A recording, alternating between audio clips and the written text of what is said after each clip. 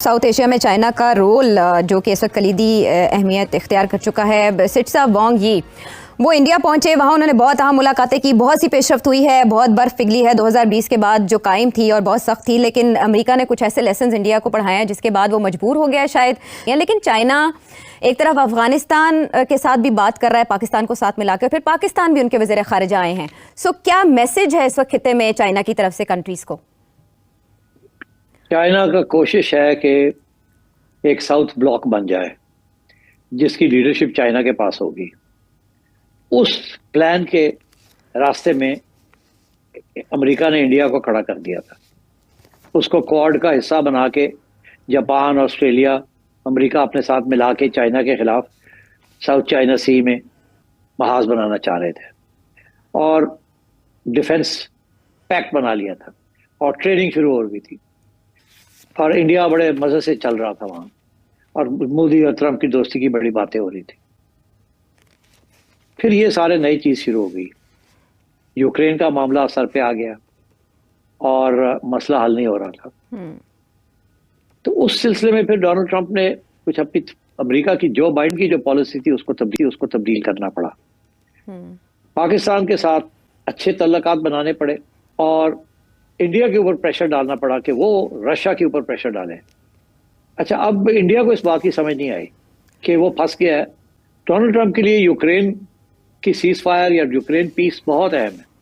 उसका जेन्युइनली ये ख्याल है कि बाकी चीजें तो अपनी जगह पे, मगर अगर ये हो गया तो उसको नोबेल प्राइज मिल सकता है। अब वो ऑब्सेस्ड है to get the Nobel prize. पाकिस्तानियों ने समझ ली बात, उन्होंने बड़ी अच्छी तरीके के साथ इसकी कमजोरी समझ ली और हमारी इस्टेब्लिशमेंट ने जो इक़दाम किए हैं, जो कदम उठाए हैं, दे ब्रिलियंट। दुश्मन भी एक्नॉलेज करता है कि वो ब्रिलियंट थे।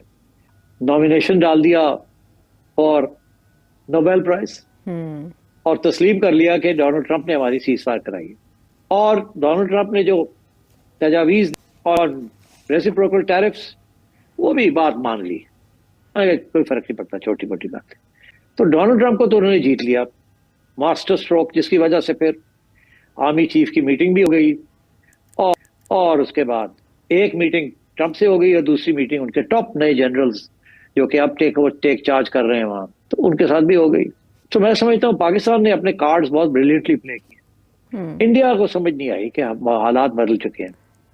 तो इसलिए अब India doesn't know where to go, क्योंकि इंडिया ने तो अपनी आजादी और इंडिपेंडेंट थॉट की सारा एजेंडा बनाया हुआ है और वो एजेंडा 70 साल से है। तो उनको तो चेंज करना बड़ा मुश्किल हो गया। हमारे आजकल के लीडर्स ये कहते हैं हमें तो ये करना आता है, we know how to balance. पहले हमने अमेरिका के साथ भी बैलेंसिंग एक्ट किया है over Afghanistan, over nuclear programme वगैरह वगैरह, और अब हम balancing act over China, Russia सब कुछ कर रहे हैं। तो आई थिंक अब तो एक्सपर्ट्स हैं how to do the balancing act. India ने कभी बैलेंसिंग की नहीं, तो अब इंडिया को भी समझ आ रही है कि बैलेंसिंग करने की जरूरत पड़ गई है।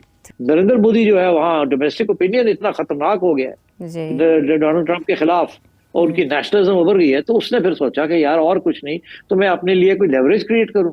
तो वो उठ के जनाब उन्होंने जाके चाइना को कहा अस्सलाम वालेकुम, अब आ गए हैं और जो आप कहते हैं करने के लिए तैयार है, आओ तो सही गप्पे मारो। तो China of course looking forward to it, और कहा आ जाओ आ जाओ आ जाओ, लड़ाई झगड़े बंद करो और आ जाओ ब्रिक्स के अंदर और आके हमारा साथ दो ऑफ कॉमन सिक्योरिटी, और ये जो ब्लॉक्स बन रहे हैं आप इसका हिस्सा ना बने।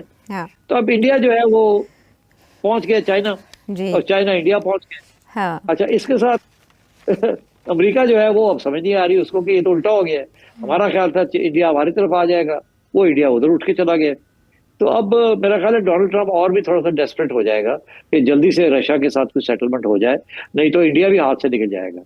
और वो जो साउथ ब्लॉक बनने जा रहा है लेड बाय ब्रिक्स, वो उसकी अहमियत दिन ब दिन बढ़ती जा रही है। और इंडिया का चाइना के साथ सेटलमेंट करना, ये तो रिवाइवल हो रहा है ना, RIC अब फिर से वो एक्टिव हो गया है। तो मेरा ख्याल है कि इंडिया जैसे कहते हैं ना लेट अराइवल है डिपार्चर लाउंज में, और अब अगर पहुंच गया और अब वो हाथ पैर मारेंगे किसी तरीके के साथ कि वो ये साउथ का जो ब्लॉक है इसके अंदर भी उनकी कोई अहमियत हो। मगर मैं समझता हूँ अभी वहाँ जो अहमियत है वो चाइना की है, पाकिस्तान की है और रशिया की है। तो रशिया हेल्प करेगा इंडिया को, इसमें कोई शक नहीं है कि इंडिया भी आ जाए।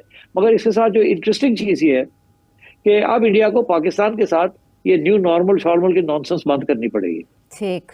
तो इंडिया को अगर उसने साउथ ब्लॉक में आना है तो पाकिस्तान के खिलाफ टेररिज्म बंद करवानी पड़ेगी और अपना हाथ निकालना पड़ेगा from BLA and from TTP। आज की वीडियो काफ़ी इंटरेस्टिंग है और जिस तरह से इस वीडियो के अंदर पाकिस्तान के मशहूर एनालिस्ट नजम सेठी ने जो बात की है उसको देख करके एक ही बात कही जा सकती है कि पाकिस्तानियों का तलवे चाटने में कोई मुकाबला नहीं, क्योंकि जिस तरीके से नजम सेठी ने पाकिस्तानी इस्टेब्लिशमेंट का ट्रंप के ईगो मसाज की बात की है, और चलो मान लिया कि ट्रंप खुश हो गया, लेकिन आखिर कब तक 3 साल बाद अगर कोई और प्रेसिडेंट आता है और ज़रूरी नहीं कि वो भी ट्रंप की तरह ईगोइस्टिक हो और चमचों की बात से खुश होने वाला हो, तो फिर क्या होगा। और फिर एक और चीज़ नजम सेठी ने बोला कि पाकिस्तान ने बड़े ही ब्रिलियंट तरीके से अमेरिका और चाइना को बैलेंस किया है।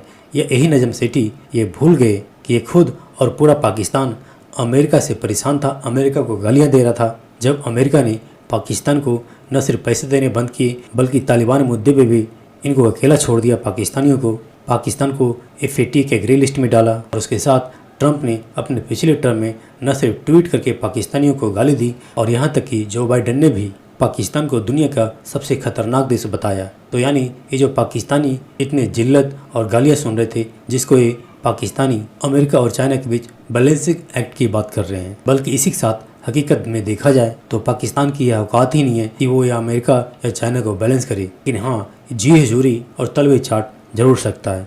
चाइना और इंडिया का करीब आना, उनके ताल्लुकात ठीक होने, ये जो फैक्टर है ये शायद पाकिस्तान इंडिया के आपस में करीब आने में जो है वो मुमिद साबित हो, इसकी को मदद मिल सके। फिर दूसरी जानिब ये भी देखिए ना, एक खबर है कि बल्कि बड़ा खदशा है पाकिस्तान में कि भारत दोबारा भी हमला कर सकता है पाकिस्तान पर। The second step is Azad Kashmir, Gilgit Baltistan and whatever the claims on Ladakh. Donald Trump के लिए सीज फायर, अब वो ऑब्सेस्ड है to get the Nobel prize.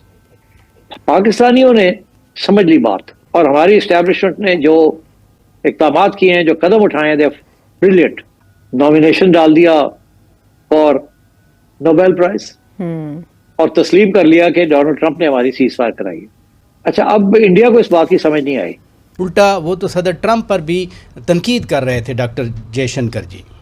ये दुरुस्त है, हिंदुस्तान की ये बहुत पुरानी पोजीशन है। खित्ते की बात की तो जब वो इंडिया में थे तो चीन की तरफ से बयान आया कि इंडिया हमें दुश्मन नहीं शराकतदार समझे।